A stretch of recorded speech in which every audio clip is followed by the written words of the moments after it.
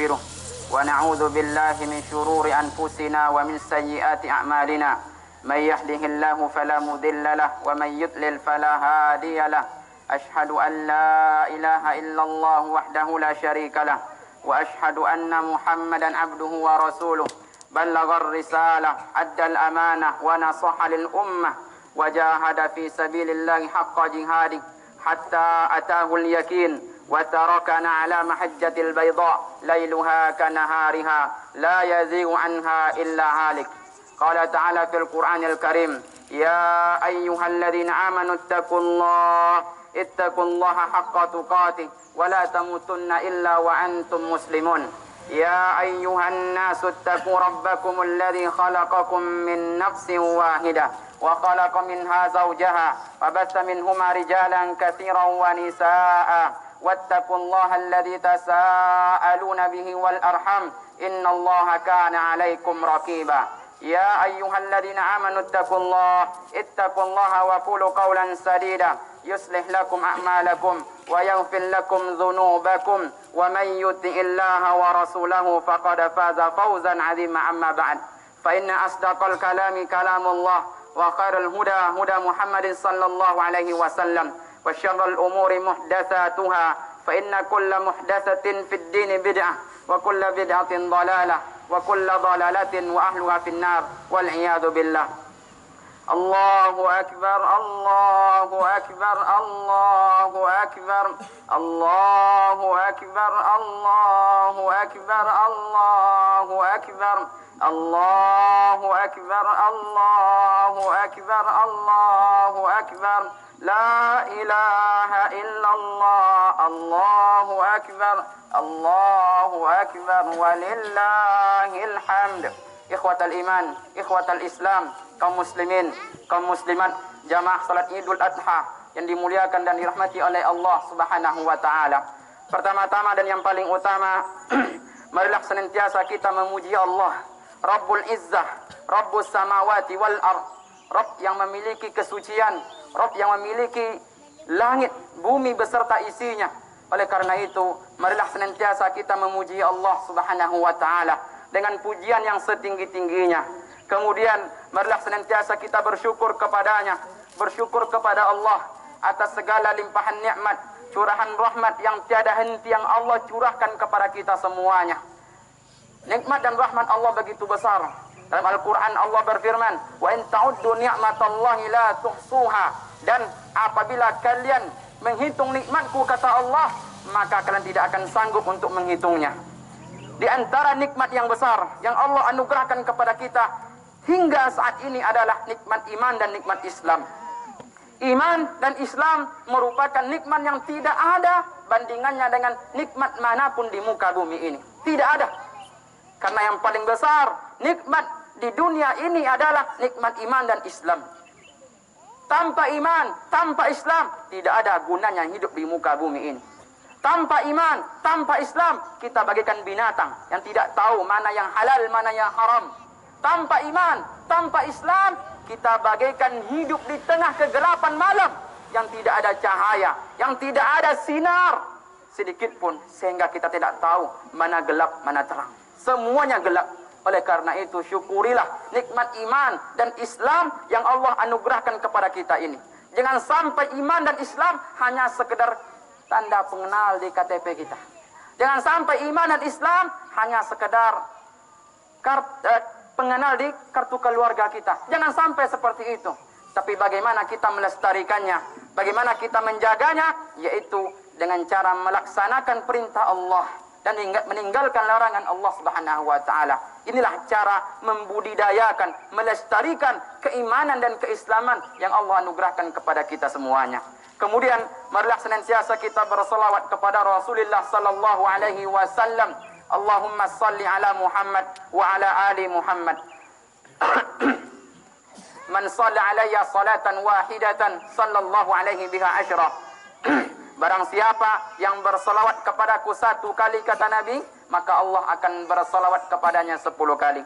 Mudah-mudahan selawat yang senantiasa kita bacakan, selawat yang senantiasa kita ucapkan untuk Rasul tercinta, membuat peluang kita mendapatkan syafaat dari Nabi sallallahu alaihi wasallam pada hari yaumul la dhilla illa dhilluh, pada hari yang tidak ada naungan melainkan naungan Allah Subhanahu wa taala, pada hari yaumul la yanfa'u malun wala banun, pada hari yang tidak bermanfaat harta, benda, jabatan, keluarga, tidak bermanfaat. Mudah-mudahan dengan syafaat tersebut membuat peluang kita untuk menuju surga Allah Subhanahu wa taala semakin terbuka lebar.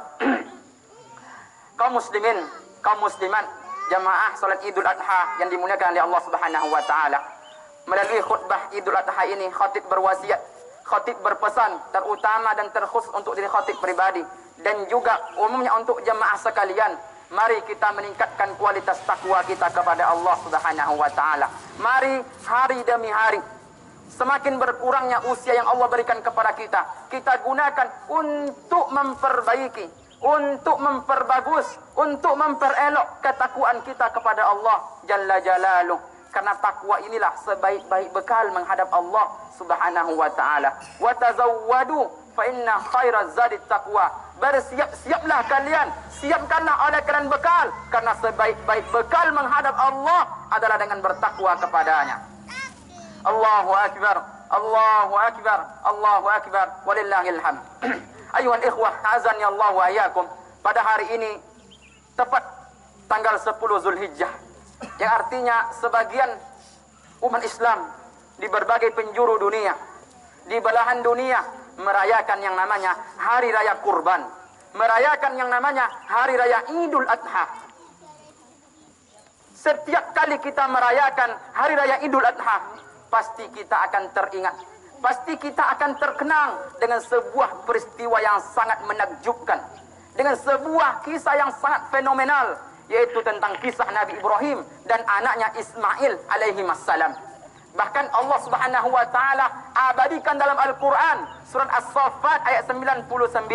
Apa kata Allah? Rabbi habli minas salihin fabasyarnahu bighulamin halim falamma balagha ma'ahu as-sa'ya qala ya bunayya inni ara fil manami anni adbahuka fanzur madza tara qala ya abati if'al ma tu'mar satajiduni insyaallahu minas sabirin. Nabi Ibrahim berdoa kepada Allah, ya Allah, ya Rabbku, berikan kepadaku anak yang soleh. Kemudian Allah Subhanahu wa taala memberikan kabar gembira kepada Nabi Ibrahim bahwa dia akan diberikan oleh Allah Subhanahu wa taala anak. Ketika anak sudah sudah masuk usia remaja, ketika anak sudah masuk usia dewasa, Nabi Ibrahim bermimpi. Di dalam mimpinya dia diperintahkan oleh Allah Subhanahu wa taala untuk menyembelih anaknya Ismail. Nabi Ibrahim berkata, wahai anakku, wahai Ismail, sesungguhnya ayah bermimpi nak, bahwa ayah diperintahkan oleh Allah Subhanahu wa taala untuk menyembelihmu. Bagaimana pendapatmu? Sang anak berkata, Nabi Ismail berkata, wahai ayahku, kerjakanlah, lakukanlah, tunaikanlah apa yang diperintahkan oleh Allah, apa yang diperintahkan oleh Rabbmu kepadamu, maka kamu akan mendapatiku termasuk dari golongan orang-orang yang bersabar. Ikhwatal iman, ikhwatal Islam, dari kisah Nabi Ibrahim ini banyak sekali pelajaran. Dari kisah ataupun peristiwa Nabi Ibrahim dan anaknya Ismail alaihi wassalam ini banyak sekali ibrah, banyak sekali pelajaran dan hikmah yang bisa kita petik. Makanya pada pagi menjelang siang ini khatib akan menjelaskan tentang dua pelajaran penting yang bisa kita petik dari kisah Nabi Ibrahim dan anaknya Ismail alaihi wassalam. Pelajaran yang pertama adalah berkorban untuk Allah. Berkorban untuk Allah, berjuang untuk Allah Subhanahu wa taala. Nabi Ibrahim mengorbankan anaknya untuk Allah. Kita tahu Nabi Ibrahim sudah lama sekali mendambakan hadirnya buah hati. Nabi Ibrahim sudah lama sekali mengidam-idamkan hadirnya anak. Bertahun-tahun lamanya, berpuluh tahun lamanya menikah dengan Sarah, tidak Allah berikan anak. Kemudian menikah dengan Hajar, menunggu sekian lama, barulah Allah Subhanahu wa taala berikan kepadanya anak, yaitu Ismail alaihi salam. Ketika anak sudah mulai masuk usia dewasa, anak yang sudah bisa bantu orang tuanya, anak yang sudah bisa bekerja. Kalau sekarang usia-usia SMP lah. Artinya anak ini sudah bisa membantu ayahnya untuk bekerja. Allah perintahkan untuk disembelih. Tetapi tanpa sedikit pun ragu, Nabi Ibrahim mau untuk mengerjakan apa yang Allah Subhanahu wa taala perintahkan. Tanpa sedikit pun ragu dan dengan keyakinan bahwa ini adalah perintah Allah, ini merupakan wahyu dari Allah, Nabi Ibrahim mengerjakan apa yang Allah Subhanahu wa taala perintahkan kepadanya, walaupun itu kehilangan anak semata wayang.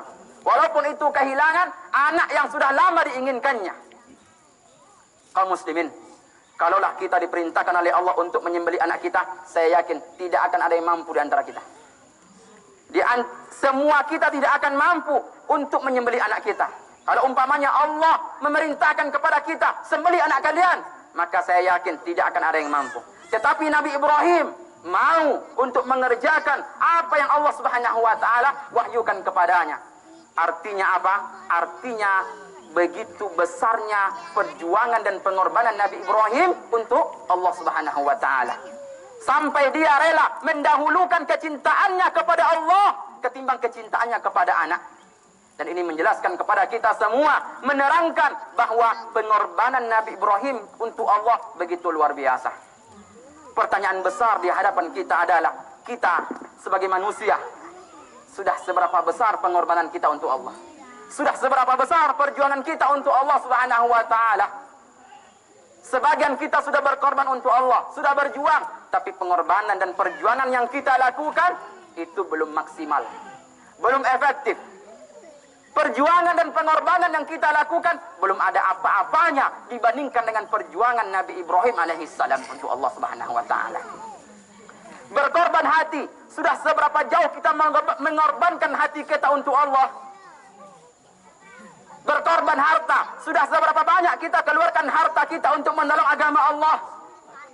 Berkorban pikiran, jiwa, tenaga, raga, sudah seberapa banyak, sudah seberapa jauh kita menolong agama Allah Subhanahu wa taala?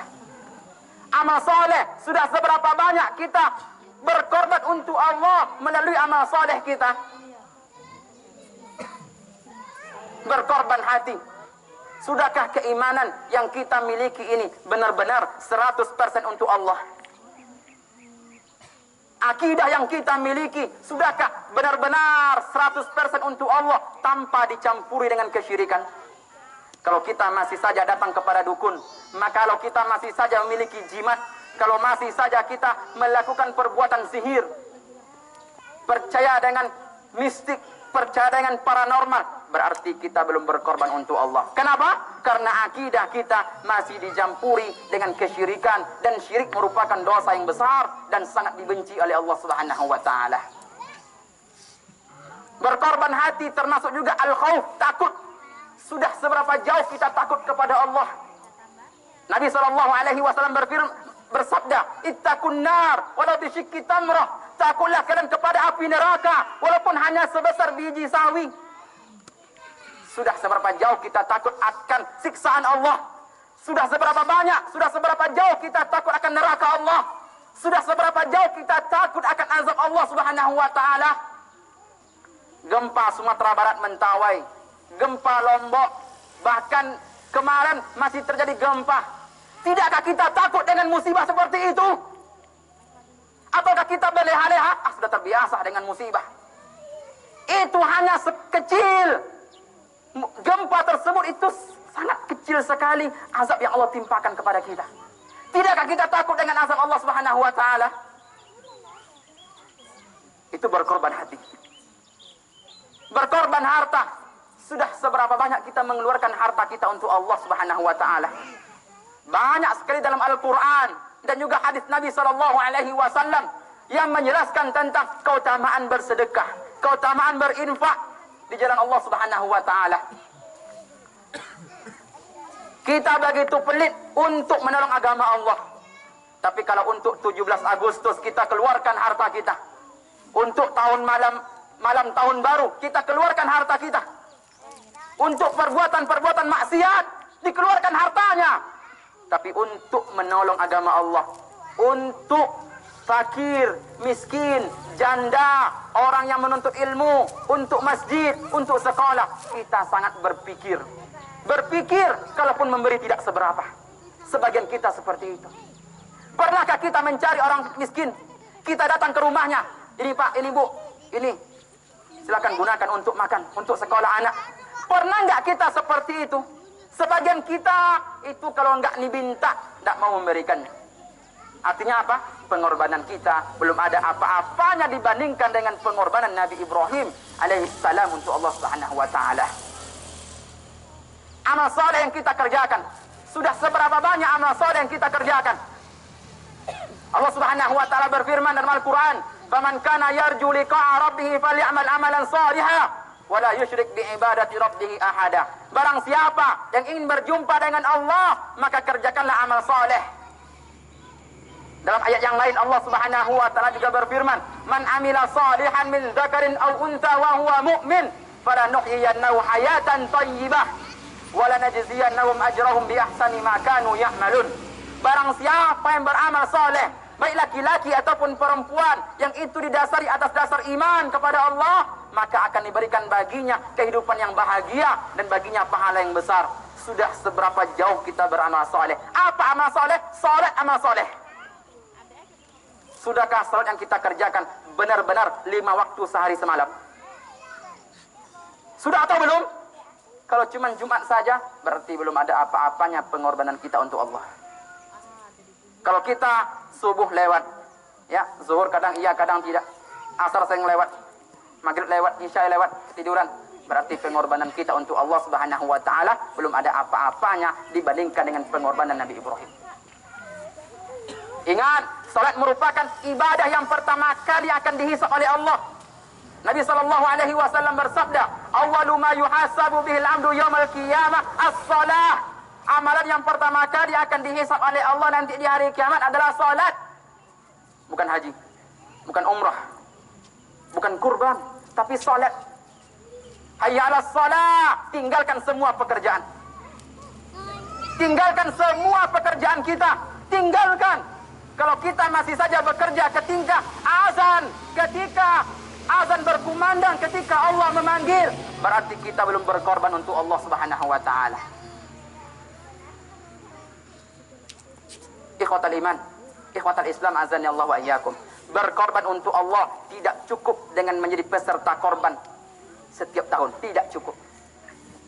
Berkorban untuk Allah tidak cukup hanya dengan salat Jumat sekali sepekan, kemudian tidak nampak lagi batang hidungnya. Tidak cukup. Berkorban untuk Allah tidak cukup dengan berpuasa Ramadan saja, tidak cukup, tapi lebih dari itu. Bagaimana setiap hari sepanjang usia yang Allah berikan kepada kita, kita gunakan untuk berkorban untuk Allah Subhanahu wa taala. Bagaimana setiap waktu, setiap usia yang berkurang ini kita gunakan untuk beribadah kepadanya. Setiap hari. Beribadah itu bukan musiman. Ya, sebagian kita masih ada yang ibadahnya musiman. Ibadah itu setiap saat. Ibadah bukan musiman, beda dengan buah-buahan. Buah-buahan ada musimannya. Ini musim lengkeng, ini musim matoa, musim durian, musim duku. Ibadah tidak seperti itu. Baik kita itu lagi mood dan tidak mood, ibadah. Baik kita itu lagi ada masalah dan tidak ada masalah, ibadah. Baik lagi ada uang dan tidak ada uang, ibadah. Masih banyak di antara umat Islam yang beribadah itu mood-mutan. Ya. Selera, tidak. Ya, apapun kondisi kita, apa kata Allah? Wa mayyat ittaqillaha haitsu ma kunta. Bertakwalah kalian kepada Allah kapanpun, kata Allah, kata Nabi sallallahu alaihi wasallam dalam sebuah hadis. Kapanpun. Ini adalah pelajaran pertama yang bisa kita petik dari kisah Nabi Ibrahim, yaitu berkorban untuk Allah Subhanahu wa taala, berjuang untuk Allah Subhanahu wa taala. Yang kedua ataupun yang terakhir, pelajaran yang bisa kita petik dari kisah Nabi Ibrahim dan anaknya Ismail alaihi salam adalah bagaimana kita orang tua, kita sebagai orang tua mensyukuri nikmat anak yang Allah berikan kepada kita. Nabi Ibrahim memiliki anak yang soleh. Mengapa jadi anak yang soleh Ismail? Karena mensyukuri nikmat anak yang Allah berikan kepadanya. Kita selaku orang tua atau kita yang sudah menikah akan menjadi orang tua, syukurilah nikmat anak tersebut. Setiap pasangan setelah menikah, hal yang paling diinginkan apa? Hadirnya buah hati, hadirnya anak. Ada yang setahun menikah langsung punya anak, ada yang 2 tahun, ada yang 5 tahun, Ada yang 10 tahun, bahkan ada yang sampai saat ini tidak Allah berikan anak. Itu merupakan hak Allah. Bahkan ada di antara kita yang punya anak setiap tahun. Ada 7, 8 anaknya. Ikhwatal iman, ikhwatal Islam, azani Allah wa iyyakum. Anak adalah qurratu a'yun. Anak adalah belahan jiwa. Anak adalah belahan hati. Anak adalah penyejuk batin. Anak adalah penyejuk kalbu. Anak adalah amanah dari Allah yang kalau kita tidak kerjakan amanah tersebut, Allah akan marah kepada kita. Anak adalah titipan. Kita boleh menjadi ayahnya, boleh menjadi ibunya, tetapi yang berat atas anak kita adalah Allah Subhanahu wa Ta'ala. Anak adalah fitnah. Hati-hati kita. Enggak selamanya anak itu berbentuk nikmat. Anak itu fitnah. Anak bisa jadi musibah. Apa kata Allah Subhanahu wa Ta'ala dalam surat At-Taghabun? Innama amwalukum wa auladukum fitnah. Wallahu innahu ajrun azim. Sesungguhnya harta kalian, anak-anak kalian itu fitnah. Fitnah itu artinya bencana. Dan Allah Subhanahu wa Ta'ala memiliki pahala yang besar. Oleh karena itu, ikhwatal iman, ikhwatal Islam, Bapak Ibu, para orang tua yang dimuliakan oleh Allah, supaya anak tidak menjadi musibah, supaya anak kita tidak menjadi bencana bagi kita, maka syukurilah nikmat anak tersebut. Bagaimana caranya? Bagaimana caranya? Caranya adalah dengan menjadikan anak tersebut anak yang soleh.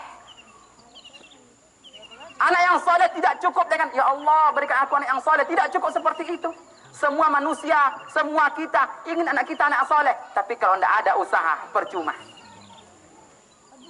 Percuma. Wujudkan anak tersebut menjadi anak yang soleh. Mewujudkan anak yang soleh tidak cukup peran sekolah. Tidak cukup. Tidak cukup peran pesantren. Karena peran yang paling dominan, peran yang paling urgen, peran yang paling vital di dalam mewujudkan anak soleh adalah faktor orang tua. Makanya kalau orang tua soleh, insya Allah anak soleh. Insya Allah. Tapi kalau ayahnya jahat, ibunya jahat, insya Allah anaknya juga jahat. Makanya oleh karena itu, supaya anak kita tidak menjadi orang yang jahat, supaya anak kita mengenal Allah, supaya anak kita mengenal Al-Quran, supaya anak kita salat, supaya anak kita tidak dekat narkoba, supaya anak kita tidak dekat dengan sabu, kita jangan dekati itu. Kita salat, insya Allah anak salat. Ibu-ibu pakai jilbab keluar, insya Allah anak pakai jilbab. Tapi kalau ibu membuka aurat, bagaimana anak-anak akan menutup aurat? Kita selaku orang tua berbakti kepada ayah kita, berbakti kepada ibu kita, insya Allah nanti anak kita berbakti kepada kita. Tapi kalau kita durhaka kepada ayah, durhaka kepada ibu kita, insya Allah juga nanti anak kita akan durhaka kepada kita. Oleh karena itu, kita selaku orang tua, bagaimana mewujudkan anak kita tersebut anak yang soleh. Karena kalau tidak menjadi anak yang soleh, maka dia menjadi fitnah. Akan ditanya, hei fulan, mengapa anak kamu tidak soleh? Ditanya kita selaku orang tua. Hei fulan, mengapa anak kamu berzina kerjanya? Ditanya. Tidakkah kamu mengingatkan anak kamu? Hei fulan, mengapa anak kamu itu narkoba?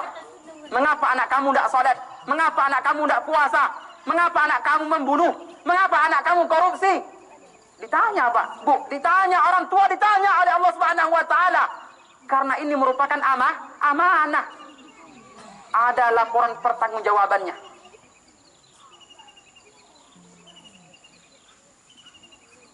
Inilah dua pelajaran yang bisa kita petik dari kisah Nabi Ibrahim dan anaknya Ismail alaihissalam. Yang pertama adalah berkorban untuk Allah. Bagaimana kita lebih semangat lagi berkorban untuk Allah Subhanahu wa Ta'ala setiap hari. Kemudian yang kedua adalah bagaimana kita mensyukuri nikmat anak tersebut dengan cara menjadikan anak kita, putra putri kita, anak yang soleh ataupun anak yang solehah. Inilah khutbah singkat kita pada pagi yang berbahagia ini. Semoga khutbah ini membuat kita termotivasi. Semoga khutbah ini membuat kita semakin semangat lagi untuk menjadi hamba yang berkorban untuk Allah, untuk menjadi hamba yang mensyukuri nikmat anak, supaya anak tersebut menjadi anak yang soleh ataupun anak yang solehah. Inna Allah wa malaikatahu yusalluna ala nabi يا أيها الذين آمنوا صلوا عليه وسلموا تسليما. اللهم صل على محمد وعلى آل محمد كما صليت على إبراهيم وعلى آل إبراهيم إنك حميد مجيد. وبارك على محمد وعلى آل محمد كما باركت على إبراهيم وعلى آل إبراهيم إنك حميد مجيد. اللهم اغفر للمسلمين والمسلمات والمؤمنين والمؤمنات الأحياء منهم والأموات إنك سميع قريب مجيب الدعوات يا قاضي الحاجات.